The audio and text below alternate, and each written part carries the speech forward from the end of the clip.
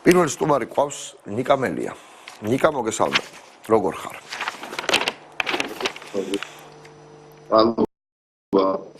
უკეთესადაც ვიყოთ. კორონავირუსის გეშინია თუ არ გეშინია? უსმინეთ ჩემ რჩევებს. უსმინეთ. პროდუქტები. რა შტაბეჭდება დაგჭა და რას აპირებ? კვალიფიკაცია გიმაღლდებათ აშკარად ამ მიმართულებით. როგორც ექიმის, ბატონ ანზორთი ყოველ წავიდე სამუშაოდ. ნიკა, ხმა მიეცი საგანგებო მდგომარეობას? ბატონო? ხმა მიეცი საგანგებო მდგომარეობის? შენ აღარ ახარ პარლამენტში. მისცემდი თუ არა ხმა საგანგებო მდგომარეობის შემოღებას იქ რო იყო? მე ვერ მივეცი პირადად, რა თქმა უნდა, მაგრამ დაუჭერდი ხარს რომ ქონდა შესაძლებლობა პარტია ნაციონალურ მოძრაობამ ისე როგორც საოპოზიციო პარტიებმა ვიღაცა ხარი დამუჭირეთ ჩემისათვის სწორ გადაწყვეტილებას იმ წუთისთვის, იმ დროისთვის. და ვფიქრობ რომ უკანასკნელი პერიოდის განმავლობაში ჩვენ ღიად დეკლარირებული გვაქვს ჩვენი პოზიცია ხელისუფლების მიმართ, რომ ვიყოთ ნაკლებად კრიტიკულები და პირდაპირ დავეხმაროთ რომ რაიმე სახით ეს ერთობლივი გამოწვევა, რომლის წინაშე ჩვენ ყველანი ერთად აღმოჩნდით, განურჩევლად ჩვენი პოზიციებისა, რომელიც ბუდმივად გქონდა და გვექნება, თქვით რომ ეს ამ დრო არის და გვერდით გადავიდეთ. მაგრამ ნუ სამწუხარო არის ის, რომ საგანგებო მდგომარეობა თითქოს უნდა ამოქმედებულიყო, მაგრამ რადგან შენი საუბარი არ ამოქმედებულა და თვლილია იმის თქმა, რომ ის რეკომენდაციები, რომელიც საგანგებო მდგომარეობის გამოცემამდე არსებობდა, ისედაც ეხა ვალდებულებად იქცა. მე ვერ ჩავთვლი საგანგებო მდგომარეობას. ერთი წამით. ნიკა, როდესაც არსებობს უამრავი ადგილი ქვეყანაში, ნიკა, შეიძლება კითხო? გასაგებია, ნიკა. როგორც ეს იყო მანამდე. მათ შორის რელიგიურ ორგანიზაციებში, რა თქმა უნდა. დიდი პატივისცემისა და მიუხედავად ჩვენი საპატრიარქოს აკადემიის უდიდესი პატივისცემის და მიუხედავად ჩემ პირად პოზიციას გეტყვით, მათი პოზიცია არის ჩემთვის აბსოლუტურად უპასუხისმგებელი. ეხლა როდესაც მთელი მსოფლიო, მათ შორის საქართველო ვებრძვით პანდემიას და ეს პანდემია არის აღიარებული როგორც ძალიან საშიში გამოწვევა მსოფლიო ჯანდაცვის ორგანიზაციის მიერ 11 მარტს, ხო? და არის მზარდი და ფართოდ გავრცელებადი. და ქვეყანაში სადაც არსებობს კონსტიტუცია და ამ კონსტიტუციის ფარგლებში არსებობს ასევე კონსტიტუციური შეთანხმება სახელმწიფოსა და ეკლესიას შორის, ხო? და განსაკუთრებით როცა ამ ყველაფრის ფონზე ამოქმედდება საგანგებო მდგომარეობა, დიახაც სახელმწიფოს უნდა დაემორჩილოს ერის და ბერი. ვინაიდან კიდევ ერთხელ ძალიან დიდი პატივისცემის და მიუხედავად და მადლობა ღმერთს, რომ ყველა სასწაული არის ერთ პოზიციაზე. მადლობა ღმერთს. მაგრამ ვერ გავითვალისწინებ ვერც ერთი მდელთავარის პოზიცია, რომ თითქოს თუ კი შევალთ ჩვენ ეკლესიაში, იქ ვირუსი არ გავრცელდება. ეს არის სუპრეჩი. ნიკა, მღვდელმთავარს ბოდიში შეიძლება ჩაგერთო უკაცრავად. ნიკა, გესმის ჩემი? მღვდელმთავარს რომ ამის ჯერა, ეს სრულიად გასაგებია და ეს ჩვენი პრობლემა არ უნდა იყოს. ეს უნდა იყოს შეზღუდვის საგანი. ნიკა, სწორად გავიგე, რომ შენ საგანგებო მდგომარეობის მკაცრი ზომების მომხრე ხარ და არა ფორმალური საგანგებო მდგომარეობის, როგორც შენ პრაქტიკულად ახლა ამას ამბობ. სწორად მესმის შენ ნათქვამს? ჩვენ ვენდობით პროფესიონალებს, ხო? ბატონ გამყრელი. რას ნიშნავს გამკაცრება? რა უნდა მოხდეს? მითხარ, ეს შენ ჩათვალე რომ შენ შემოგაქვს საგანგებო მდგომარეობა. რა უნდა მოხდეს შენი აზრით? მე ვენდობი ბატონ გამყრელიძეს, ბატონ სერცვაძეს. ხო, მაგრამ ისინი არ ამბობენ რომ ეს შეიზღუდოს კაცრად, სად მოისმინე? რომელთა პოზიციებიც, რა თქმა უნდა, შერბილებული ძალიან უხერხულ მდგომარეობაში არიან ისინიც აღმოჩენილები. ძალიან უხერხულ მდგომარეობაში არიან აღმოჩენილები საპატრიარქოს პოზიციის გათვალისწინებით. და ვერ ამბობენ იმას ბოლომდე საპატრიარქოს გარდა სხვა პრობლემებიც ხო არის, ნიკა? მარტო ეს ხო არ არის პრობლემა? მაგრამ სახელმწიფო ვერ დგას თავის სიმაღლეზე. გასაგებია ეს პრობლემა არის. ამიტომაც არ ვაკრიტიკებთ და ვცდილობთ არ გავაკრიტიკოთ ეს ხელისუფლება და ჩემთვის ღრმაწვერი ეს ხელისუფლება არის ძალიან სუსტი და კრიზისში არაერთი ნახე არიან ბრინჯები დამრევლები დამატებით ეს ხელისუფლება ეხლა როდესაც ერთობლივი გამოწვევა არ უნდა ვაჯაჯღაროთ ნებისმიერი ჩვენი მარტო ინიციატივა არის ვამბობ თუ ახალი როგორც კრიტიკა ნიკა გავიგე მაგრამ ერთი წამით ნიკა გავიგე მაგრამ კრიტიკაა ეხლა რასაც შელაპარაკობ არ მინდა ზოგადი შეფასებები შენ რა უნდა იყოს კონკრეტულად შენ რას გააკეთებდი ეგ მითხარი თუ შეიძლება აი კონკრეტულად რას იზამთრ ეს როგორც გავრცელდა მოდი ცოტა გადავახტები როგორც კი გავრცელდა ინფორმაცია რომ უპასუხისმგებლო მოქალაქე რომელმაც დამალა მოგზაურობის ისტორია შემოვიდა მარნეულში და უამრავ ასობით ადამიანთან ჰქონდა კონტაქტი და ეს ყველაფერი გავიგე. მარნეული იყო გამოსაცხადებელი და არის გამოსაცხადებელი საკარანტინო ქალაქად და ზონად. აი ეს არის გასაკეთებელი დაწყებული ალბათ გააკეთებენ ამას, მაგრამ აგვიანებენ მუდმივად. ახლა ჩვენ გვაქვს უდიდესი კიდევ ერთხელ ვამბობ, სწრაფად გავრცელებადი სენი ჩვენს წინ და ნებისმიერი ბიუროკრატია იქნება ეს თუ სასულიერო პირი იქნება, უნდა დაემორჩილოს თვით შეზღუდვებს.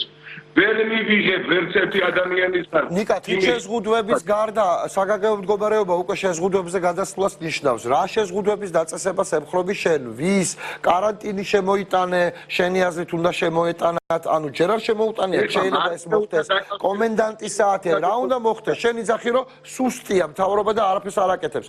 რა უნდა გააკეთოს ძლიერმა მთავრობამ შენი აზრით? შენი მთავრობა რას იზავდა? და ეგრეუნებით მარნეულს ნუ გადავახტი რომ ეხლა კეირა როგორც ჩანს გაჩნდა მარნეულში და სამწუხაროდ არის საშიშროება რომ იფეთქოს იქ პანდემია. ამიტომ მნიშვნელოვანია რომ მარნეული გამოცხადდეს საკარანტინო ქალაქად. ხო? აი რა შეიძლება საკარანტინო ქალაქი ნიკა ამიხსენი რა. მეც და მაყურებელსაც. ქალაქი და შეიძლება გამოცხადდა აიგზავნოს და ყველა ძალა რაც კი არსებობს და რესურსი უნდა გადასროლილი იქნეს მარნეულში. ანუ დაიხუროს ქალაქი როგორც ეს ევროპაში ხდება რამდენიმე ქალაქთან დაკავშირებით არა? ელექტრია ნაყოფი გასვენებაშია ნაყოფი უამრავ ოჯახში არის ნაყოფი ასობით ადამიანთან ხოდა კონტაქტი და მან დაუდგინდა ასეთ მომაკვდინებელი კარანტინი რო იძახი კარანტინი რაზეც შელაპარაკობ და ჯერჯერობით არ ვიცით საქართველოს მთავრობა რას იზავს იმიტომ რომ მან ეს უფლება მოიპოვა ამ აქტით და მოუწყა პროცესის გაკეთება და სამწუხაროდ კიდევ დავასრულოთ თუ შეიძლება ამ აზრსაც თვით შეზღუდვები ჩვენ თვითონმა ჩვენ თავს უნდა დაუწესოთ ამ უდიდესი გამოწვევის წინაშე ნებისმიერი ხელისუფლებას არის ნაწილობა მაგალითად შეკრება, ხო? მაგრამ როდესაც შენ ხელისუფლება და სახელმწიფო არ იღებს შესაბამის ზომებს, რომელიც მიღებულია ყველა ქვეყანაში წელ დედამიწაზე, ხახტო?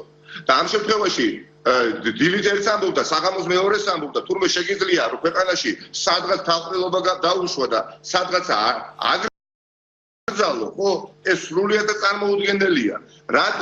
რატომ არ უნდა გაიგოს ნებისმიერმა მღვდელმთავარმა რომ დღეს ყველანი ერთად ვართ ვალდებულები მოусმინოთ პროფესიონალებს არ უნდა გაჩნდეს კერა არც ერთ რელიგიურ ორგანიზაციაში გაჩნდა ეს ესპანეთში გაჩნდა გერმანიაში გაჩნდა საფრანგეთში სამხრეთ კორეაში თელმა მართლმადიდებელმა სამყარომ ნიკა მესმის აბსოლუტურად გასაგებია შენი აზრი არა დავასრულე თუ შეიძლება ამ თლიანად შეაჩერა ღვთის სახურება ხო თელმა მსოფლიომ მართლმადიდებელმა თელმა სამყარომ რუსეთმაც კი ნიკა მესმის აბსოლუტურად და მივესალმები გამბედაობას რომ ამას ამბობ ბევრი ვერ ბედავს ეს აბსოლუტურად ადამიანს შენს გარშემო ეშინია მესმის ნიკა უნდა ვიყოთ ერთმანეთის მიმართ ჩვენ ხედავთ რომ ხელისუფლების რასაც ვაკეთებ ამით ვეხმარები ხელისუფლებას ნიკა ეკლესიის მიღმაც რომ დავინახოთ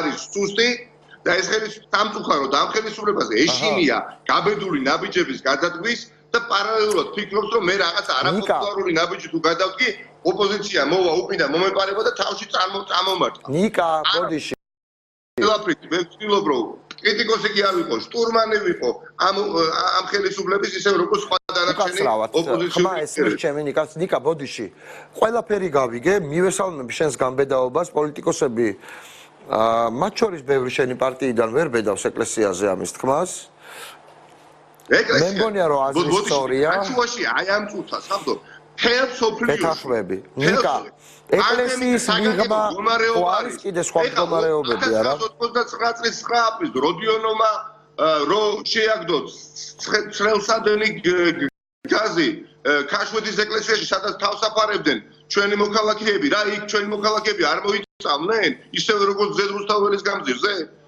ეს არასწორი ეს არ არის ქრისტიანული დამოკიდებულება ნიკა უკაცრავად ნიკა ეკლესიის მიღმა სხვა ვითარებებიც ხო არის მარტო საეკლესიო შეკრებებზე ხო არ ვლაპარაკობთ ანუ კიდე რა უნდა მოხდეს რა უნდა დაიხუროს როგორ უნდა დაიხუროს როგორ უნდა იმოძრაონ ადამიანებმა შენ ხარ მთავარი ოპოზიციური პარტიის ანუ ხელისუფლებაში მოსასვლელად გამზადებული პარტიის ერთ-ერთი მთავარი ლიდერი ანუ რა ხედვა გაქვთ თქვენ რა უნდა ხდებოდეს ახლა ქვეყანაში იმიტომ რომ ამბობ რომ ხელისუფლება აგვიანებს და რეალურ ნაბიჯებს არ დგავს რა უნდა ხდებოდეს დავანებოთ თავი ახლა ეკლესიას სხვა რამე რა უნდა ხდებოდეს? კი ბატონო, ვახსენე ნაწილობრივ და გავიმეორებ და გავაგრძელებ ორი სამკუთხედი ხომექნება.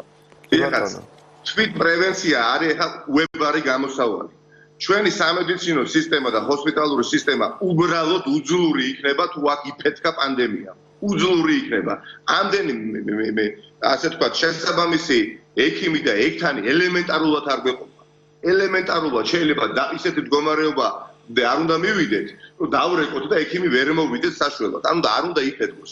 ამისათვის საჭირო არის პრევენცია. უხერხული არის, როდესაც დღეს ვერც ერთი ბიუროკრატი ჩვენ ვერ გვეტყვის და ვერ მიგვიტითებს. დედაქალაქში ერთ აფთიაქსაც კი, სადაც მიყოთა შეუზღუდავად იყიდი პირბადეს. ხომ ელემენტარულია, მაგრამ ეს ხო პრობლემა არის. ეკიპირება შესაბამისი პრობლემა არის. უამრავი ადამიანი აეროპორტებში არიან გამოკეტილი.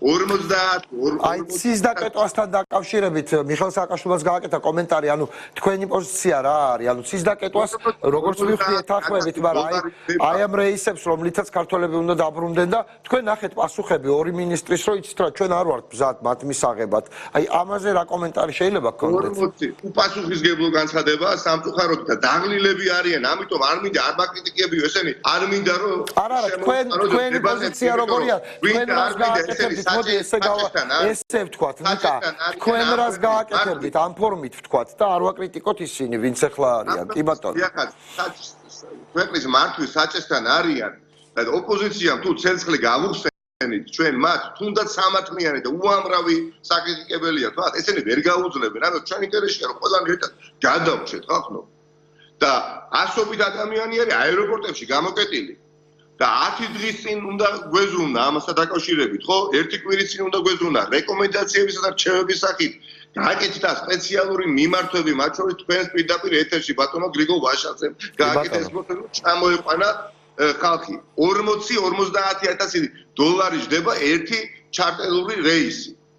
მაგრამ ვერ ახორციელებენ ამას თუ რა ხდება რთულია იქ არ ვარ და არ ვიცი ნიკა კარანტინს ნაციონალური მოძრაობა მარტივად რო ვიკითხოთ ნაციონალური მოძრაობა მივხვდი რომ შემოიღებდა საგანგებო მდგომარეობას ეს გავიგე თქვენი ასე ვთქვათ არა მარტო ნიკა იცით რა თქვენ კარანტინს შემოიღებდა თუ არა ნაციონალური მოძრაობის შეზღუდვებით და ასე შემდეგ შევად მიიღოთ ბიძინა ივანიშვილმა და რეკომენდაციად კი ბატონო ამ ფაქტობრივი მართველია ხო და არ გამოჩენილა ეს ნორმალური არის ამაზე სერიოზული პრობლემა ქვეყანას რაც ის არის მართვისადავებთან ქონია დღემდე თქვენი ამბავი მითხარით რა ძალიან მაინტერესებს კარანტინი უნდა გამოცხადდეს თუ არა თქვენი აზრით და საქართველოში გადაადგილების შეზღუდვით და იმის მოთხოვნით რომ ყველა იყოს სახლში აი როგორ ფიქრობთ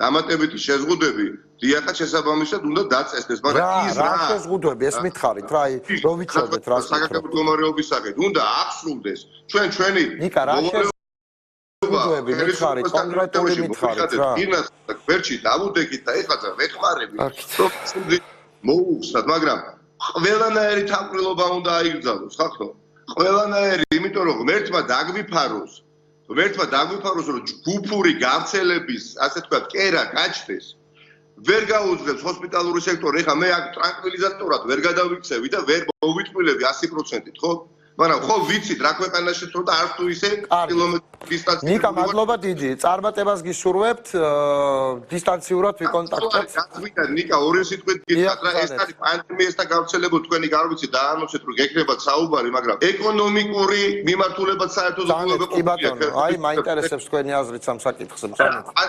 ათასობით ადამიანი სახში არის გამოკეტილი, სამსახური დაკარგეს იძულებით, ხო? და ყოველდღიური შემოსავალი რომელიც გქონდათ აღარ აქვს. ცოტა ხანში თუ ხელისუფლება არ შეეხიდა, ცოტა ხანში მე ვამბობ აი პირდაპირ გაგებია ერთ-ორ დღეში ისინი დენის, წყლის და გაზის ფულსაც ვერ გადაიხდიან. ამიტომ ჩვენ რეალისტური როგორ უნდა შეეხიდოს ნიკა, რა უნდა გააკეთოს ხელისუფლება? რეალისტური ჩვენ ძალიან ცოტა ხანში დავდეთ ფართო ანტიკრიზისულ გეგმას, მაგრამ პირველ ფული უნდა დაარიგოს ნიკა. მოდით რა დეტალურად ვითხარით, თქვენ არა ხართ 1%-იანი და 2%-იანი პოლიტიკური ძალა. თქვენ ხართ მთავარი ოპოზიციური ძალა, ორ ციფრა კი არა და 30-იანებში გადასული ხართ. ერთი წამით ნიკა უკაცრავად, როგორ უნდა შეეხიდოს დაფიქრი გაქვთ ამაზე, ანუ ფული უნდა დაარიგოს თუ რა უნდა ქნას? პირდაპირ ეთერში ინიციატივები წარმოადგინეთ და გეტყვით ეხლა. პირველ რიგში 60,000 ამ წუთის მდგომარეობით დაახლოებით 60,000 ადამიანს დაკარგეს სამუშაო ადგილი. ამ ადამიანებს უნდა გადაეცეთ 4 თვის განმავლობაში კომუნალური ვაუჩერები, იმიტომ რომ ამ ადამიანებს აღარც წყალი ექნება ცოტა ხანში, აღარც გაზი და აღარც გასაგებია. კიდევ მეორე, დიახაც, ყველა პენსიონერს ასევე 4 თვის განმავლობაში უნდა გადაეცეს მედიკამენტების ვაუჩერი. მომდენო 4 თვის განმავლობაში, იმიტომ რომ ისედაც რა ჯოჯოხეთის ასე თქვა გზას გადიოდნენ და გოლგოთას გზას გადიოდნენ ამ ძვირი მედიკამენტების გადამყიდე და ეხლა დამატებით თვითვერთია, ხო? ელემენტარულად სადეზინფექციო ხსნარები უნდა იყიდო, ხო? ამას ხო ჭირდება უბრალოდ პოლიტიკური ნება და ორ დღეში გაკეთება, მით უფრო ეხლა, როდესაც საგანგებო მდგომარეობა შემოღებული და ბიუჯეტში კორექტირება არის ბევრად გაადვილებული. და საიდან უნდა მოვიტანონ ეს თანხა პირველ დღეებში? ისეც მიუთითეთ, ნიკა, ისე ჰარალოზე არა.